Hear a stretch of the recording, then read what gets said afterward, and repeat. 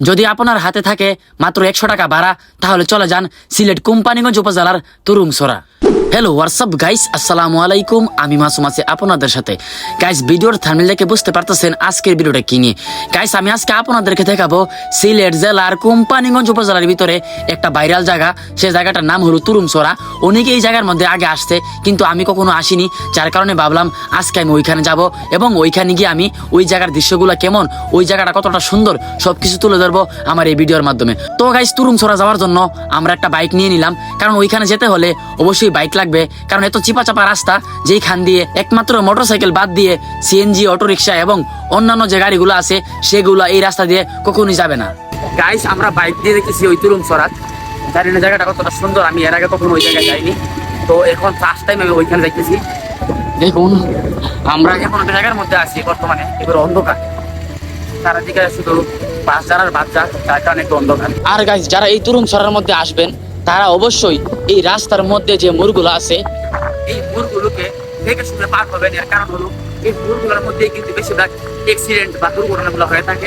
দেখুন গাইস, রাস্তার মধ্যে নতুন বালু ফালানো হয়েছে, মানে মাটি ফালানো হয়েছে আর কি। আপনারা যারাই আসবেন একটু আস্তে ধীরে আসবেন, কারণ একটা দুর্ঘটনা সারা জীবনের কান্না। আমার জানা মতে গাইস, তুরুংছড়ার এই জায়গাটা অনেক ভাইরাল, কারণ এই জায়গা থেকে আপনারা চাইলে এই পাহাড়ের যে দৃশ্যগুলো, প্রাকৃতিক দৃশ্যগুলো আছে সেগুলো আপনারা এইখান থেকে উপভোগ করতে পারবেন। তুরুংছড়া যাওয়ার সময় অবশ্যই এই জায়গাটি আপনাদের চোখের সামনে পড়বে, কারণ এই জায়গাটি পার হয়েই যেতে হয় ওই তুরুংছড়া। আর গাইস, এই জায়গাটা অনেক সুন্দর, কারণ এইখানে ছবি তুললে অথবা ভিডিও করলে এই ব্যাকগ্রাউন্ডে এই পাহাড়টা অনেক সুন্দরভাবে আসে। তাই আমি আপনাদেরকে বলবো অবশ্যই এই জায়গার মধ্যে ফটো এবং ভিডিও করবে। গাইস, এখন আমাদের এই জায়গাটা দেখানো শেষ, এখন আমরা আরো ভিতরের দিকে যাবো, ওইখানে গিয়ে দেখবো আরো সুন্দর কি কি আছে। গাইস, জায়গাগুলো খুবই নিঃশব্দ এবং খুবই ভয়ানক, তাই আমি বারবার বলতেছি যারা যারা আসবেন একটু আস্তে ধীরে রিল্যাক্সে আসবেন। এটাই হলো সেই তুরুংছড়া যেটা দেখার জন্য আজকে আমরা আসলাম। গাইস, আরেকটি মজার ব্যাপার হলো এই দিক দিয়ে আসার সময়, মানে নদী পার হওয়ার সময় আর কি, আমার জুতাগুলো যেগুলো আছিল ওইগুলো ভিজে গেছে, এই কারণে আমি হাতে নিয়ে হাঁটতেছি। দেখুন গাইস, জায়গাগুলা আমার কাছে ভালো লাগতেছে। আর গাইস, বিকেলবেলা আসার কারণে দেখুন চারিদিকে লাল হয়ে গেছে। এর কারণ হলো বিকেলের সূর্যটা কিন্তু লাল, আর এই লাল হওয়ার কারণেই ভিডিওটা পর্যন্ত লাল হয়ে গেছে। যখন বর্ষার সময় আপনারা আসবেন এই দিক দিয়ে, যখন পানি, সাদা পানি আসবে, তখন আপনারা বুঝতে পারবেন জায়গাটা কতটা সুন্দর। তো আমি আর সামনে যাবো, সামনে আরো কিছু দেখানোর চেষ্টা করবো। এখন গাইস, আমরা আরো সামনে যাওয়ার জন্য আমরা রওনা হয়ে গেলাম। এখন গাইস দেখুন কি বড় বড় পাথর, এই পাথরগুলো এবং পানিগুলো অনেক সুন্দর। বর্ষাকাল আসলে এই জায়গাটা অনেক সুন্দর হয়ে যায়। দেখুন গাইস, আমার পিছনে ভারতের বর্ডার এবং তাদের কাঁটাতারের বেড়াগুলো দেখা যাইতেছে।